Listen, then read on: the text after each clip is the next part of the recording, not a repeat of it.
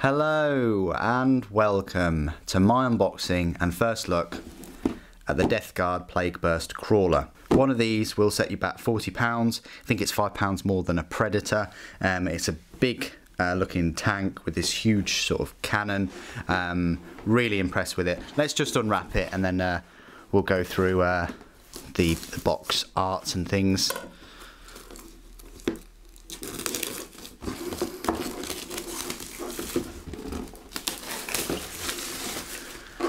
So this is what you get on the back. I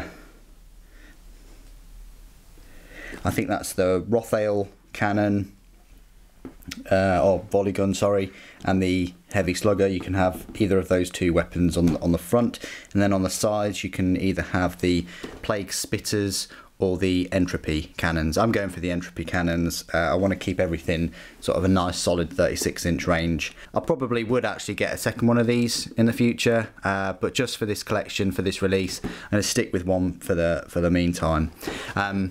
So yeah, I think £40 isn't too bad. Yeah, it would have been nice to be the same as a Predator at you know, 35, but it is a good looking vehicle. So how many sprues do we get? I think we get 2. Yep. So there's one and there's the other, and no other extra bits. It is literally just 2 sprues, and there's the instruction guide. Looks quite straightforward. The only sort of fiddly bits are all these wheels. A bit of a shame, but they all have their own little detailing on them, so they might not have been able to have them all as a row, and also the tracks are separate too, so you're gonna have to get used to making some new tracks. The big blade is all one piece, which is great, and the top carapace or ceiling of the tank is one piece, and looks like the mortar cannon is quite straightforward to build. And then you've got the rules and things as well, which I'll be going through in the review video. So let's have a look at these sprues. So these look like the side fixings for the tracks, where the wheels will go. Looks quite straightforward. You've got a lot of spikes there. You've got some back end parts for the barrels. You've got the tracks themselves. Then we've got these nice little spikes on. Oh, they are a bit spiky. And then you've got the bottom of the tank, and that looks like to be the back of the tank, quite possibly. You've got parts of the Rothail volley gun and the heavy slugger, and they look like the exhaust, I want to say. So yep, that's one of the sprues, quite straightforward, deals with the tracks themselves and the sides of the tank.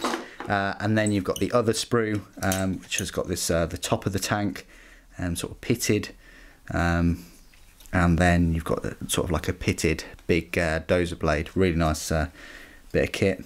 And then part of the mortar cannon and the plague spitter, and more parts of the mortar cannon and an entropy cannon. And then you've got some sort of side parts of the blade with some chains and chainmail things dangling down, and you've got these round positioning attachments for the mortar cannon.